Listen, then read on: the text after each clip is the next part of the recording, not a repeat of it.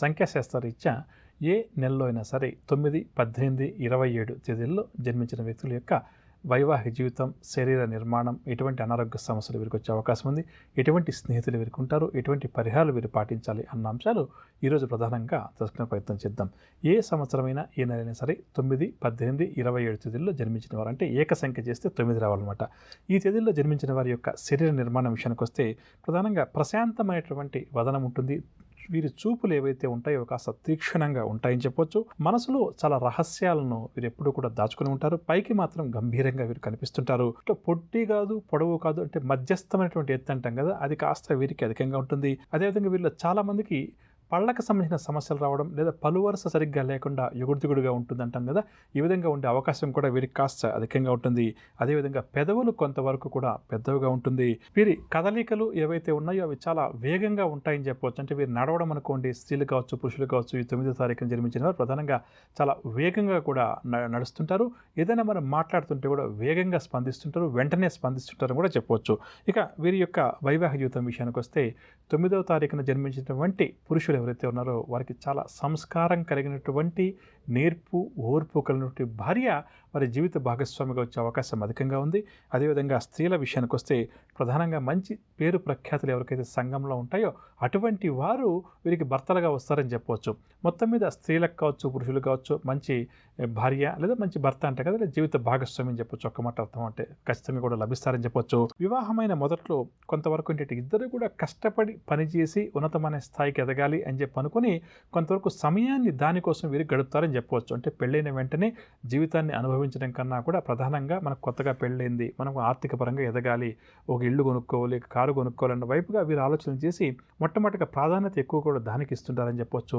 ఇక ప్రధానంగా చెప్పంటే జీవితంలో మంచి స్థాయికి, 10 మంది గుర్తించే స్థాయికి ఈ 9వ తారీఖున జన్మించిన వారు ఏ రంగంలో ఉన్నప్పటికీ కూడా, రాజకీయ రంగం కావచ్చు, సినిమా రంగం కావచ్చు, క్రీడా రంగం కావచ్చు, ఇంకేదైనా ఉద్యోగంలో ఉండవచ్చు, ఖచ్చితంగా కూడా వారు చేరుతారు. నెంబర్ 1 స్థాయికి కూడా వీరు ఎదుగుతారని చెప్పొచ్చు.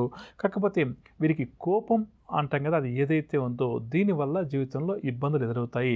వైవాహిక జీవితంలో కూడా ప్రధానంగా కోపం వల్ల కొంతవరకు ఇబ్బందులు ఎదుర్కోవాల్సి వస్తుంది. కాబట్టి జీవిత భాగస్వామికి కొంతవరకు ఓర్పు ఉండాలి. అంటే 9వ తారీఖున జన్మించిన వ్యక్తి ఒక పురుషుడిని భార్య ఎవరైతే భర్తగా పొంది ఉంటుందో ఆ మహిళకి ఏంటంటే ప్రధానంగా కూడా కొంతవరకు ఓర్పు, అంటే శాంత గుణం ఉండాలి. లేదంటే భర్తకు కోపం వచ్చినప్పుడు ఈవిడికి కూడా కోపం వచ్చిందనుకోండి, ఇంకా వారి ఇల్లంతా కూడా ఒక యుద్ధ వాతావరణం నెలకొనే అవకాశం ఉంటుంది. కాబట్టి ప్రధానంగా 9వ తారీఖున జన్మించిన వ్యక్తులను ఎవరైతే వివాహం ఆడి ఉంటారో, స్త్రీలు కావచ్చు, పురుషులు కావచ్చు, ఇద్దరికి కూడా కోపం అన్నది ముక్కు మీద కోపం అంటాం కదా, అది ఉంటుంది. కాబట్టి కొంతవరకు ఏంటంటే ఇక్కడ ఎదుటి వ్యక్తి జీవిత భాగస్వామి కానీ లేక కుటుంబ సభ్యులు కానీ ఎవరైతే ఉన్నారో వారు కొంతవరకు వీరిని అర్థం చేసుకొని కొంతవరకు శాంత స్వభావాన్ని వీరు అలవాటు చేసుకోవాలి. ఎందుకంటే వీరికి ఈ కోపం అనేది ఏదైతే ఉందో అదే తాత్కాలికమైన కోపంగా చెప్పవచ్చు.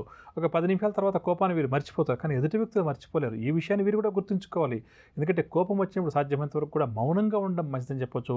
కోపాన్ని ఎప్పుడైతే ప్రదర్శిస్తారో అప్పుడు ఏమవుతుందంటే ఎదుటి వ్యక్తిగాన మరికొన్ని కారణాల వల్ల రెచ్చగొట్టారనుకోండి, వారు తారాస్థాయికి వెళ్తారు. అలా కాకుండా కొంతవరకు శాంతం వహించారనుకోండి, కొంతవరకు వీరు కూడా తగ్గుతారని చెప్పొచ్చు.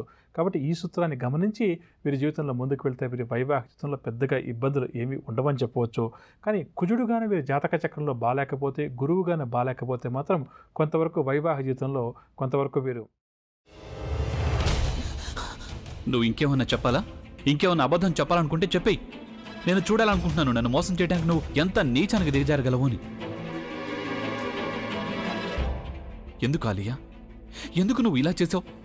నీకు తెలుసు కదా నానమ్మ తర్వాత నీ ఒక్కదానిని కదా నేను పూర్తిగా నమ్మేది. ఏమన్నావు నువ్వు? ఈ మధ్య అన్నిటినీ మర్చిపోతున్నావా? అది చాలు. వాటిలో ఉన్న శక్తి విషయాన్ని గ్రహించి మనకు వివరిస్తాయి.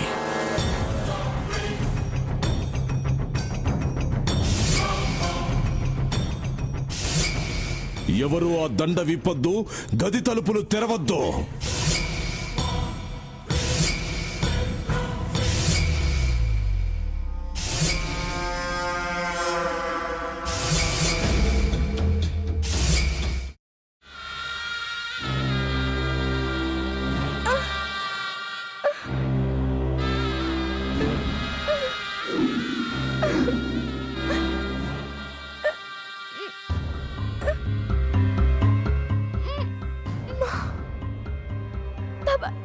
వద్దు బాబాయ్, నేను చేయొద్దు బాబాయ్, ప్లీజ్ బాబాయ్. నీకు నిజం తెలిసినప్పుడే నా ఆలోచనలో నువ్వు చచ్చిపోయావు. అబ్బా ప్లీజ్ కొంచెం తినండి ప్లీజ్. భీమారావు గారు, మీరా?